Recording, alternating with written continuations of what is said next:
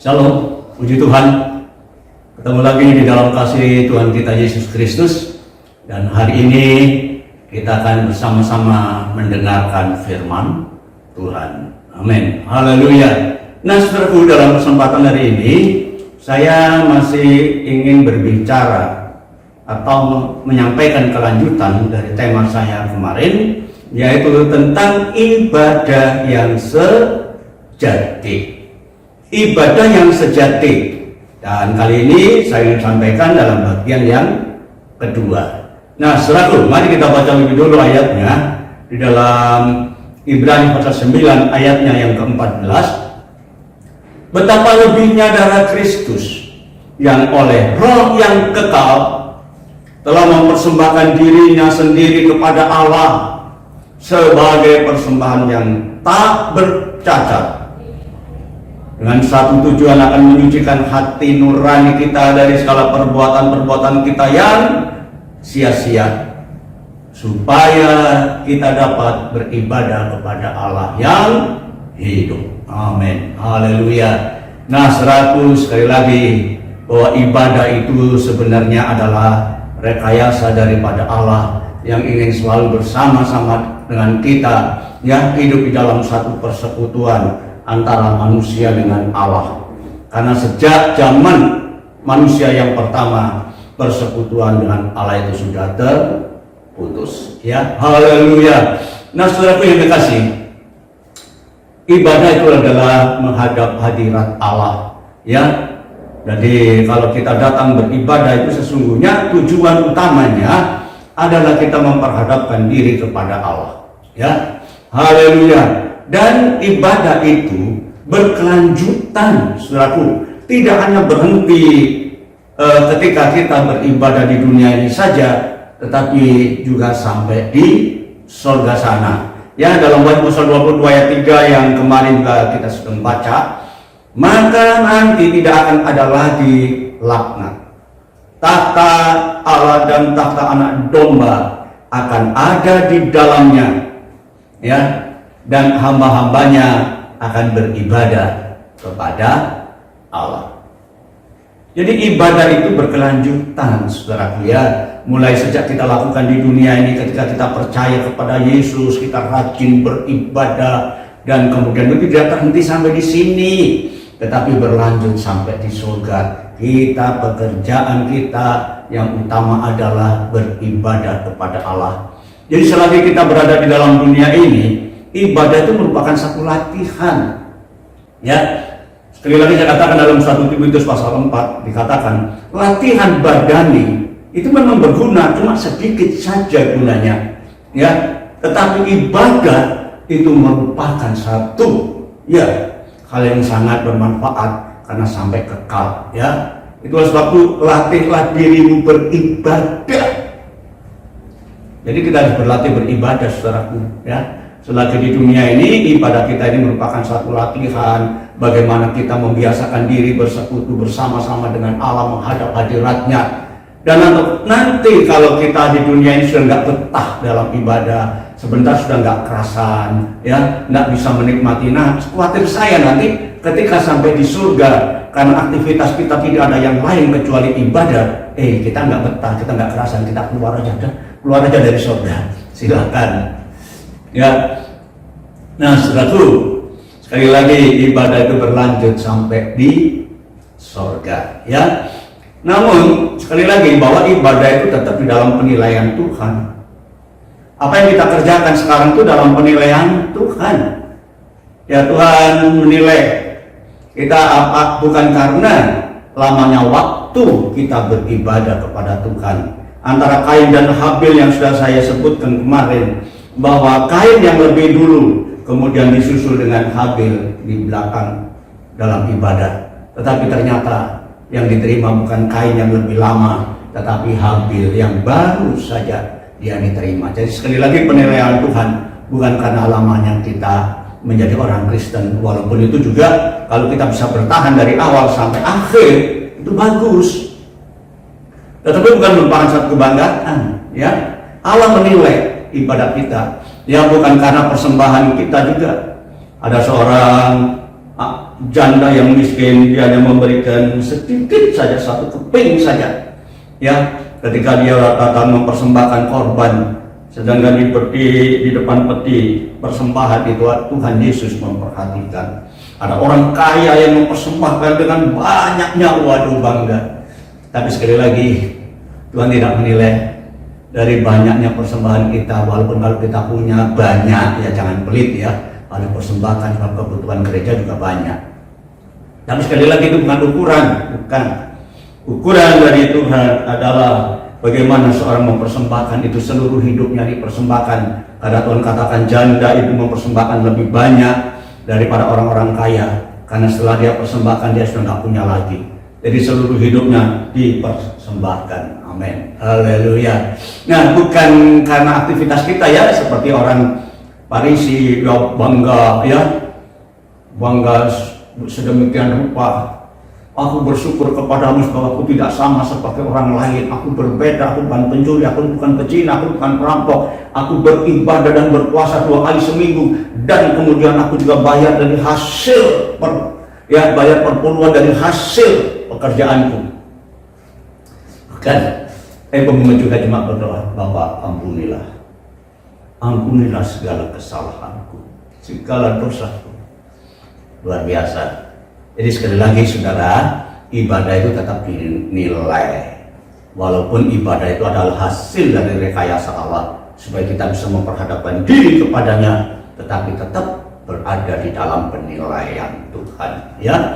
Haleluya. Itu sebabnya dalam Roma pasal 12 ayat yang pertama dikatakan, karena itu saudara-saudara, demi kemurahan Allah aku menasihatkan kepada kamu supaya kamu mempersembahkan tubuhmu sebagai persembahan yang hidup, yang kudus, yang berkenan kepada Allah. Itu adalah ibadahmu yang sejati. Jadi ternyata yang dinilai oleh Tuhan, ibadah kita benar tidak? Ibadah yang sejati, ibadah yang patut, ya. Dalam terjemahan lama dikatakan itu bahwa persembahan yang patut, yang pantas, yang cocok, yang menyenangkan hati Allah, bukan hanya sekedar kita bisa beribadah. Ya, jadi saudaraku yang kekasih, apakah yang dimaksudkan dengan ibadah yang sejati itu? Nah, ibadah yang sejati itu adalah ibadah dengan mempersembahkan tubuh kita, hidup kita kepada Tuhan, ya, dengan kriteria sebagai persembahan yang hidup yang pertama, kemudian persembahan yang kudus yang kedua, dan persembahan yang berkenan. Haleluya. Jadi inilah saudaraku penilaian Tuhan, apakah benar-benar kita mempersembahkan tubuh kita sebagai persembahan yang hidup, atau yang kudus, atau yang berkenan. Nah, kemarin kita sudah melihat yang pertama, yaitu persembahan yang hidup, ya. Persembahkan tubuhmu sebagai persembahan yang hidup. Hidup bukan mati. Hidup bukan pura-pura hidup, tapi benar-benar hidup, bukan mati, ya. Jadi kelihatannya aktivitasnya begitu rupa, tapi di hadapan Tuhan tidak berkenan, ya. Nah, tetapi kali ini saya ingin menyampaikan tentang persembahan yang berkenan kepada Allah sebagai satu ibadah yang sejati. Itu adalah mempersembahkan tubuh kita sebagai persembahan yang kudus. Haleluya. Nah, sebagai persembahan yang kudus. Kudus itu tidak ada cacatnya, tidak ada celahnya, suci, ya. Haleluya. Nah, kekudusan itu merupakan syarat mutlak untuk menghadap hadirat Allah. Ya? Jadi kekudusan, kenapa kita dituntut untuk mempersembahkan tubuh kita sebagai persembahan yang kudus? Karena kekudusan itu merupakan syarat mutlak untuk kita menghadap hadirat Allah. Ya, dalam Ibrani pasal 12 ayatnya yang ke-14, di situ dikatakan, berusahalah hidup damai dengan semua orang dan kejarlah kekudusan. Wow. Kejar kekudusan, usahakan untuk menjadi bahagia dalam kehidupan kita. Sebab tanpa kekudusan, tidak seorang pun akan melihat Allah. Melihat saja, memandang saja, nggak bisa tanpa kekudusan, apalagi masuk dalam hadiratnya. Sebab itu kekudusan itu merupakan syarat mutlak, saudaraku, untuk menghadap hadirat Allah. Amin. Haleluya. Nah, di dalam hal apa sebenarnya kita harus kudus? Ya, kekudusan yang harus menjadi bagian dalam hidup kita itu dalam hal yang mana? Ya. Nah, saudaraku yang kekasih, Alkitab katakan, hiduplah kudus di dalam seluruh hidupmu. Seluruh hidup, mulai dari ujung kepala, ujung rambut ini sampai telapak kaki. Ya. Kudus seluruh hidup. Dalam 1 Petrus pasal 1 ayat 15 dan 16 dikatakan di sana. Tetapi hendaklah kamu menjadi kudus di dalam seluruh hidupmu, sama seperti Dia yang kudus yang telah memanggil kamu. Kita dipanggil, saudaraku, dipanggil oleh Allah yang kudus. Jadi kalau kita ingin menempatkan diri menghadap hadirat Allah, maka kita harus menyesuaikan hidup kita. Allah kita itu adalah Allah yang kudus, maka hidup kita harus ditandai dengan kekudusan. Sebab ada tertulis, kuduslah kamu, sebab aku kudus. Jadi jelas di sini, saudaraku, ibadah yang sejati itu mempersembahkan tubuh kita sebagai persembahan yang kudus. Kudus di dalam seluruh hidup kita. Amin. Ya, seluruh hidup itu dalam cara berpikir. Tadi saya katakan dari ujung rambut sampai telapak kaki. Kita harus kudus. Ya, cara kita berpikir, cara kita berperasaan, sampai cara kita bertindak. Ya, berpikir, berperasaan, melangkah, bertindak. Ya. Jadi saudaraku yang kekasih, kudus di dalam seluruh hidupmu, ujung rambut sampai telapak kaki. Ya. Nah, yang pertama kita perhatikan cara berpikir kita harus kudus. Ya, inilah kehendak Tuhan. Kudus di dalam seluruh hidupmu. Yang pertama, kudus dalam cara menggunakan akal pikiran kita ini, saudaraku ya. Haleluya. Sebab pikiran ini mempengaruhi tindakan. Orang akan melakukan sesuatu tidak serta-merta begitu saja, tapi mulai dipikirkan lebih dulu apa yang harus dikerjakan. Jadi pikiran itu punya peran penting di dalam tindakan apa yang dilakukan oleh manusia ini, saudara. Ya, kalau pikiran kita terpancang kepada perkara duniawi, itu menjadi seteru, musuh daripada salibnya Tuhan Yesus. Ya, karena salib Tuhan Yesus itu membebaskan kita dari keduniawian. Tetapi kalau pikiran kita masih cenderung kepada perkara-perkara duniawi, itu jelas kita menjadi seteru, musuh. Ya, dalam Filipi pasal 3 ayat 18 sampai 19, di situ dikatakan, karena seperti yang telah kerap kali kunyatakan, ya, kukatakan kepadamu dan yang kunyatakan pula sekarang ini sambil menangis, lalu betapa prihatinnya ini Paulus, ya. Banyak orang yang hidup sebagai seteru, sebagai musuh salib Kristus. Menyedihkan, ya, saudara. Kesudahan mereka ialah kebinasaan. Akhir hidup mereka yang menjadi musuh dari Yesus Kristus itu adalah kebinasaan. Tuhan mereka, ya, kenapa? Tuhan mereka cuma perut mereka. Asal perutnya kenyal dengan cara bagaimanapun dia kerjakan, itu saudara menjadi Tuhan mereka. Yang disembah-sembah, dipuji-puji untuk mendapatkan kebutuhan hidupnya, perut ini. Dan kemuliaan mereka ialah aib mereka. Kebanggaan mereka, kemuliaan mereka adalah aib. Sesuatu yang sangat menyakitkan hati Allah. Ya, sesuatu yang sangat begitu, haleluya, bertentangan dengan kekudusan. Ya, aib mereka dan pikiran mereka, nah ini semata-mata tertuju kepada perkara duniawi ini. Tidak banyak orang tersentuh masih ke duniawian. Ya, pikiran kita hanya duniawi, ikut Tuhan. Oh Tuhan, terima kasih, kapan saya bisa kaya? Ya, apalagi kalau si pemberita firman Allah hanya berkisar kepada perkara duniawi, Saudara-saudara bayar perpuluhan seperijang ini Tuhan aku akan memberkati dengan berlipat-lipat ganda. Waduh, senang sekali. Ya, saudara percaya kepada Yesus, pasti Tuhan memberkati ya ladang-ladangmu. Nah ini saudara yang seringkali membuat kita ya menjadi salah, ya nggak memiliki hidup berpikir hanya perkara-perkara duniawi saja. Orang Kristen setia karena perkara duniawi, dan kalau mereka tidak diberkati mereka mundur. Ya, so pemberitaan firman Allah itu penting sekali saudaraku ya. Tidak hanya membawa kita kepada hal-hal duniawi ini, karena duniawi ini akan lenyap. Sedangkan Tuhan Yesus sendiri mengatakan jangan kamu khawatir apa yang kamu makan, kamu minum, kamu pakai. Semua itu dicari oleh bangsa-bangsa yang tidak mengenal Allah.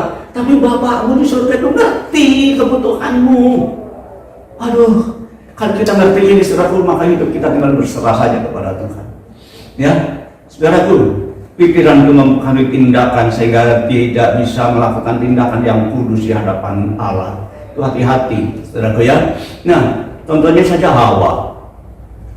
Ketika Hawa dipengaruhi oleh si setan, ya, kalau kamu makan buah ini kamu akan jadi seperti Allah, mengetahui baik dan jahat dan lain sebagainya. Pikirannya mulai jalan. Iya ya, kalau aku seperti Allah, waduh, saya jadi bersaing dengan Allah. Semua nanti saya ngatur. Bahaya. Bahaya. Dan akhirnya dia dari hasil pemikiran, dia bertindak melakukan mengambil buah yang tidak boleh dimakan. Daud juga saudaraku. Ya, ketika semua rakyatnya pergi berperang, maka dia berada di atas suatu rumahnya, suatu istananya, mungkin berkipas-kipas begini. Ketika dia melihat, wih, ada perempuan sedang mandi. Aduh, mulai pikirannya jalan. Andai kata saat itu dia buang pandangannya dan tidak berlanjut pada berpikir, saudaraku, saya yakin dia pasti tidak gagal. Tetapi yang terjadi dari hasil pemikiran, maka diambillah perempuan itu, diundangnya, yang disuruh memanggilnya, dan kemudian dia berbuat dosa, gagal. Dari hasil pikiran ini saudaraku akan memunculkan satu tindakan kita benar atau tidak, kudus atau tidak di hadapan Allah. Sebab itu hati-hati, kuduslah kamu di dalam berpikir. Ya, haleluya. Mulai dari ujung rambut sampai telapak kaki, mulai dari cara berpikir kita, Tuhan tuntut kita hidup di dalam kekudusan.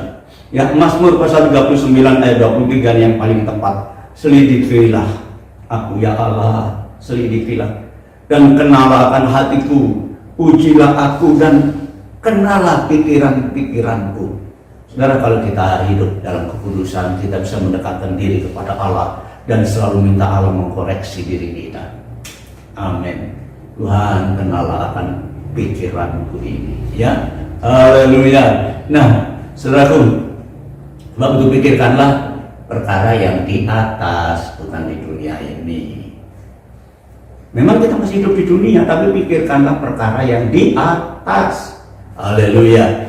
Kolose pasal 3 ayat yang pertama dikatakan, karena itu, kalau kamu sudah dibangkitkan bersama dengan Kristus, carilah, usahakan, upayakan perkara yang di atas, di mana Kristus ada dan duduk di sebelah kanan Allah.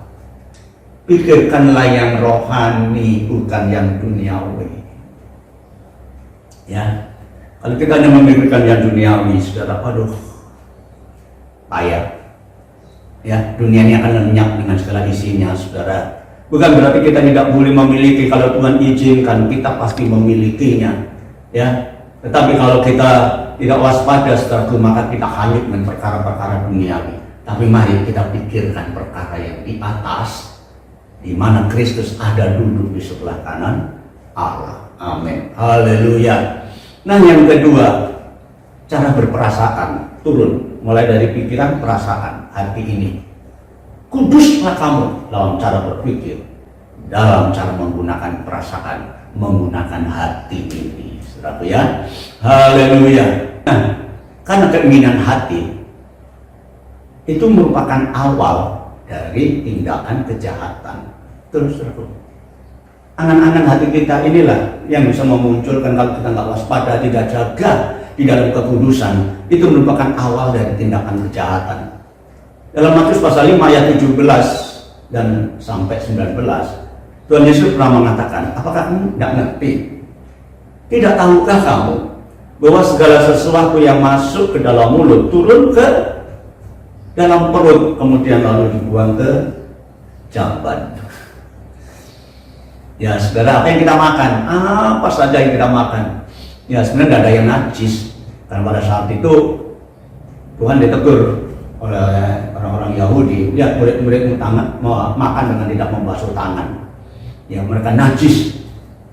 Dan bilang apa yang dimakan itu pulangnya sampai ke jamban, tidak ada yang najis. Saudara mau makan apa saja silakan.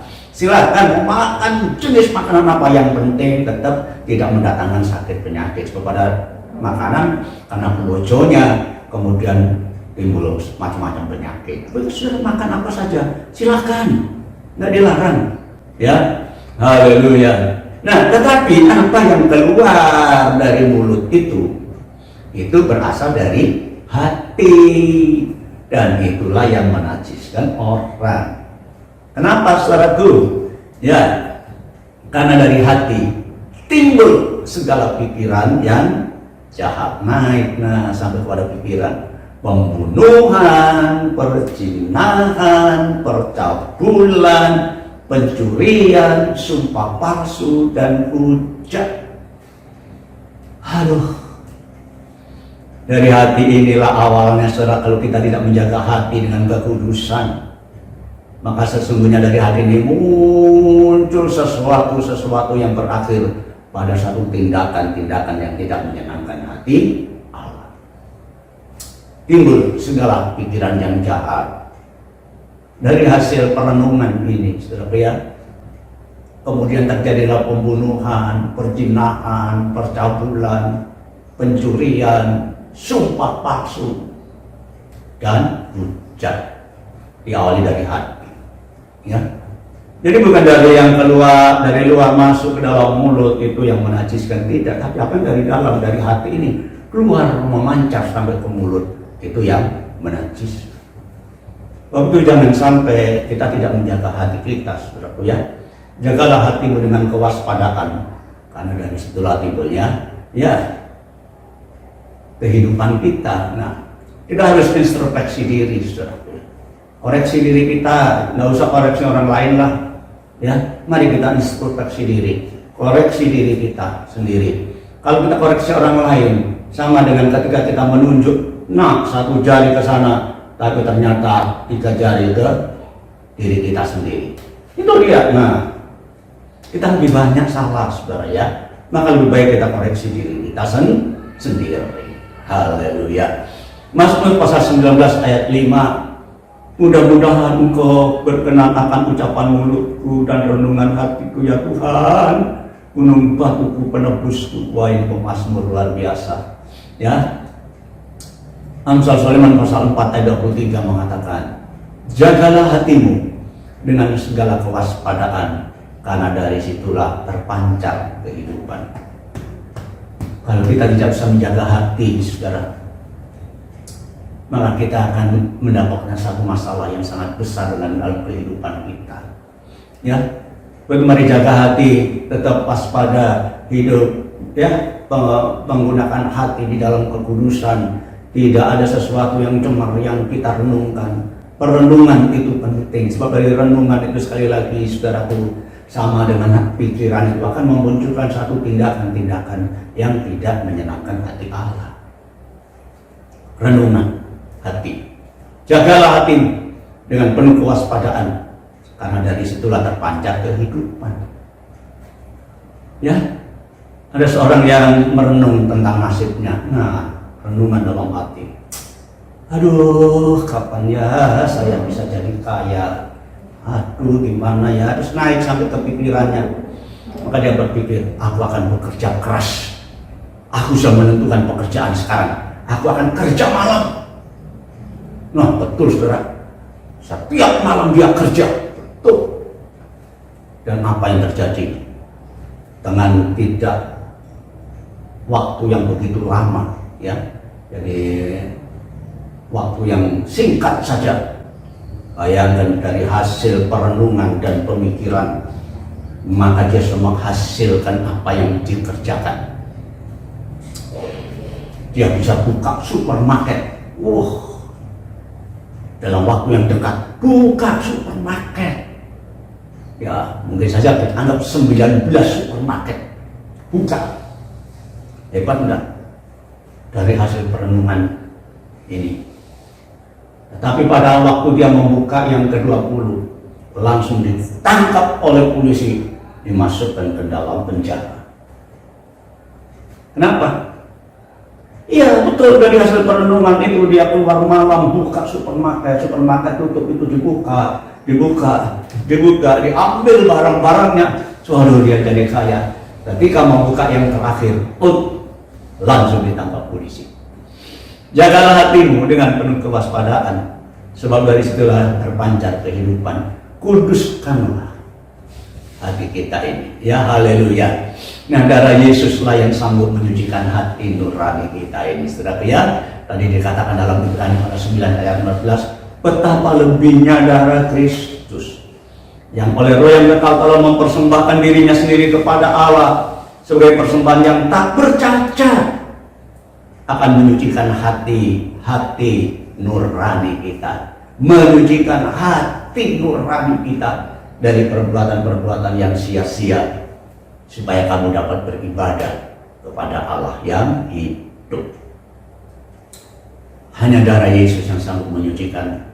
Saudara, persembahkanlah tubuh kita sebagai persembahan yang kudus, ya. Persembahkan tubuh punya anggota tubuh, yaitu pikiran, perasaan, dan langkah kita. Amin. Haleluya. Nah, saudaraku yang terkasih, hanya darah Yesus yang sanggup menyucikan kehidupan kita. Haleluya. Yang ketiga adalah cara bertindak. Kudus di dalam cara bertindak, kudus di dalam melangkah, kudus di dalam melakukan segala sesuatu. Nah, sekali lagi, tindakan itu tidak akan pernah muncul kalau kita tidak pikirkan dulu, renungkan dulu, baru setelah itu kita bertindak. Ya, apa yang kita kerjakan? Nah, bagaimana kita memilih cara hidup ini? Ya, Mazmur pasal yang pertama ayat pertama dikatakan, berbahagialah orang yang tidak berjalan menurut nasihat orang fasik, yang tidak berdiri di jalan orang berdosa, dan yang tidak duduk di dalam kumpulan pencemooh. Waduh, ada apa ini namanya koreksi, saudaraku ya. Jadi yang berbahagia itu bagaimana orang bisa menentukan cara kita berdiri, duduk, dan berjalan, di mana kita ada. Ya, haleluya. Saudaraku, seringkali kita memang punya pemikiran begini ya, bahwa kita harus beradaptasi dengan lingkungan di mana kita tinggal. Ya, saudaraku ya, di kandang kambing kami ngemek, di kandang sapi kami menguak, ya, di kandang ayam kami mengokok. Tidak, saudara. Kita harus menunjukkan, menampakkan jati diri kita. Kita sebagai orang percaya, kita menjadi saksi yang hidup. Bagaimana cara kita berjalan, bagaimana cara kita berdiri, bagaimana kita duduk, di mana kita ada. Mari kita tetap jadi kesaksian. Persembahkan tubuhmu di dalam melakukan sesuatu dengan kekudusan. Itu penting. Haleluya, haleluya. Karena sekali lagi cara hidup itulah yang mempengaruhi tindakan kita, saudara ya. 2 Korintus pasal 10 ayat 3 dikatakan, memang sih kami masih hidup di dunia. Ya, kita belum di surga loh. Kami masih hidup di dunia, tetapi kami tidak berjuang secara duniawi. Ya, tidak. Kami masih hidup di dunia loh. Kita masih membutuhkan hal-hal yang ada di dunia, tetapi sekali lagi kita tidak menggunakan cara-cara duniawi. Ya, karena senjata kami di dalam perjuangan bukanlah senjata duniawi, bukan dengan cara-cara duniawi, melainkan senjata yang diperlengkapi dengan kuasa Allah, yang sanggup meruntuhkan benteng-benteng. Wow, yang sanggup meruntuhkan pertahanan-pertahanan duniawi ini. Ya, haleluya, haleluya. Yosua pasal 1 ayat 9, di situ dikatakan, ya, ketika Allah memerintahkan Yosua yang akan menggantikan Musa membawa bangsa Israel masuk ke negeri perjanjian, di negeri Kanaan, bukanlah ya. Dia berkata, janganlah engkau lupa ya, memperkatakan kitab Taurat ini. Hati-hati, jangan engkau lupa memperkatakan kitab Taurat ini, tetapi renungkanlah itu siang dan malam, dan supaya engkau melangkah, bertindak, berjalan hati-hati sesuai dengan segala yang tertulis di dalam firman Allah. Ya, haleluya. Sebab dengan demikian perjalananmu akan berhasil dan engkau akan beruntung. Nah, saudaraku yang dikasihi, bagaimana orang yang ingin berhasil sesuai dengan kehendak dari Tuhan, cara berpikir, cara merenungkan, dan cara melangkah. Ya, jadi jangan lupa kamu memperkatakan kitab Taurat ini. Memperkatakan kitab Taurat ini setelah itu berkata-kata. Ya, di dalam surat Petrus dikatakan, kalau ada orang yang berkata-kata, hendaklah ia berkata-kata seperti seorang yang menyampaikan firman. Bukan berkhotbah, bukan. Tapi perkataannya itu cocok dengan yang diinginkan, yang ditulis di dalam Alkitab. Cocok. Tidak menyimpang ke kiri, tidak menyimpang ke kanan. Merenungkan. Nah, renungan hati ini juga penting, saudara, ya. Merenungkan firman itu siang dan malam. Nah, dalam arti menikmati firman Allah. Dinikmati, direnungkan. Seperti kita makan, ketika makan tidak hanya asal telan gitu saja, saudara, ya. Tetapi makan itu dinikmati, waduh sedapnya, ya, tidak keburu-buru. Demikian pula kita merenungkan firman Allah, kita nikmati firman Allah. Luar biasa, saudara, karena manusia hidup bukan hanya oleh roti saja, tetapi oleh setiap firman yang keluar dari mulut Allah, maka kita akan menikmati kehidupan yang sebenarnya. Ya, dan jangan lupa bertindak hati-hati, melangkah hati-hati, melakukan segala sesuatu dengan hati-hati, dalam arti cocok seperti apa yang tertulis dengan di dalam firman Allah. Maka kita akan berhasil dan beruntung, dalam arti menyenangkan hati Allah. Ibadah kita berkenan di hadapan Allah, ibadah kita patut di hadapan Allah. Saudaraku, karena apa? Kita persembahkan tubuh kita sebagai persembahan yang kudus. Seluruh hidup kita, mulai cara kita berpikir, cara kita merenungkan sesuatu, dan cara kita melangkah, bertindak hati-hati. Amin, haleluya. Nah, marilah saudara kita hargai korban Kristus. Hanya Yesus saja yang sanggup mengubah hidup kita, ya, yang memungkinkan kita bisa menghadap hadirat Bapa. Kalau kita menghargai korbannya, saya yakin maka ibadah kita pasti menyenangkan hati Allah. Dan kalau ibadah itu menyenangkan hati Allah, aduh, perjalananmu akan berhasil dan engkau akan beruntung. Dan ibadah itu akan berlanjut sampai di surga. Kita bertemu di sana. Amin. Tuhan memberkati kita semua. Haleluya, haleluya, haleluya. Mari kita tunduk kepala. Terima kasih Tuhan Yesus. Kami memahami kehendak-Mu hari ini. Betapa kami harus persembahkan tubuh ini sebagai persembahan yang menyenangkan hati Tuhan. Persembahan yang patut, persembahan tubuh yang sejati, ya, sebagai ibadah yang sejati. Tuhan, terima kasih. Dan satu-satunya cara kami persembahkan kehidupan kami ini. Layakkan kami di hadapan hadirat-Mu. Ampuni segala kelemahan, kekurangan, dan kesalahan kami. Dan Tuhan Yesus menolong kami untuk hari-hari selanjutnya sampai kami berakhir pada kehidupan yang akan datang, di mana kami bisa melaksanakan ibadah di hadapan hadirat Allah di surga. Terima kasih Tuhan. Tuhan memberkati kami semua hari ini. Di dalam nama Tuhan Yesus. Amin.